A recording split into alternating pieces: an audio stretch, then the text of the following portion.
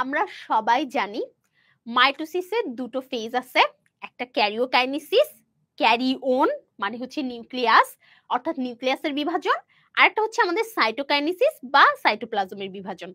So ক্যারিওকাইনেসিসে আমাদের 5টা stage থাকে, তার মধ্যে প্রথম স্টেজ প্রোফেজ। প্রো মানে আদি, প্রো একটা গ্রিক শব্দের মানে আদি, এবং ফেজ মানে দশা। এই প্রোফেজ হচ্ছে আমাদের ক্যারিওকাইনেসিসের 5টা ধাপের মধ্যে সব থেকে লম্বা এবং দীর্ঘস্থায়ী ধাপ, সব থেকে বড় ধাপ।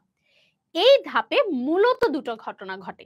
ফার্স্ট ঘটনা হচ্ছে নিউক্লিয়াস আকারে বড় হয়, কারণ প্রোফেজ কিন্তু ক্যারিওকাইনেসিসের একটা স্টেজ, তাহলে এখানে কিন্তু নিউক্লিয়াসটাই সবার আগে বড় হতে হবে, কারণ এখন নিউক্লিয়াসের মধ্যে অনেক কার্যকলাপ হবে।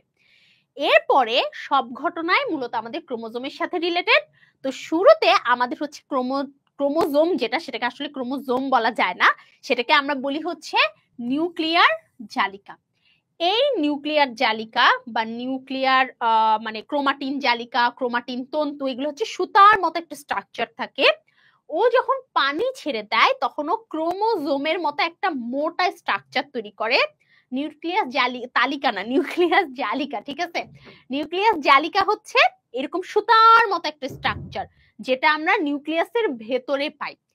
ওই স্ট্রাকচারটা পরে ও হচ্ছে ক্রোমোজোম তৈরি করে ফেলে মোটা হয়ে গেলে, এবং ক্রোমোজোম যখন লম্বালম্বি ভাগ হবে সেন্ট্রোমিয়ার ছাড়া, তখন দুটো এরকম অংশ তৈরি করবে। এরকম দুটো অংশ, দেখো দুটো অংশ, এই যে একটা অংশ আর এই যে একটা অংশ, এই দুটো অংশকে ক্রোমাটিড বলে, এবং এটা হচ্ছে সিস্টার ক্রোমাটিড মানে বোন ক্রোমাটিড। কেন?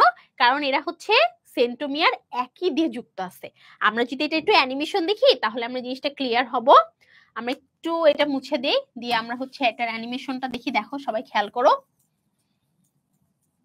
এই দেখো খেয়াল করো, এটা হচ্ছে আমাদের নিউক্লিয়াস। তোমরা যে জিজ্ঞেস করতেছিলা না ক্রোমাটিন জালিকা কি, এই দেখো ক্রোমাটিন জালিকা হচ্ছে এরকম জালের মতো সুতার মতো অংশ।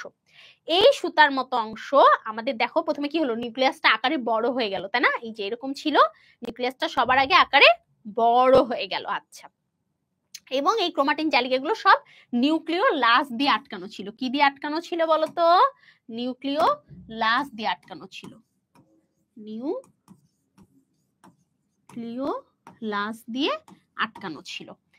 এরপরে ওরা হচ্ছে আমাদের এই রকম গঠন হলো, ওরা একটু মোটা হয়ে ক্রোমোজোম তৈরি করলো, তারপরে ওরা হচ্ছে সেন্ট্রোমিয়ার দিয়ে ক্রোমাটিড তৈরি করলো। এই যে দেখো এটা একটা ক্রোমাটিড, আর এই যে কালো যে অংশটা আছে সেটা হচ্ছে আরেকটা ক্রোমাটিড। আমি যদি এটাকে হলুদ দিয়ে দেখাই তাহলে দেখো, এই হলুদ দিয়ে দেখালে এটা আরেকটা ক্রোমাটিড। তাহলে প্রত্যেকটা ক্রোমোজোমে দুটো করে আমরা ক্রোমাটিড পাইলাম।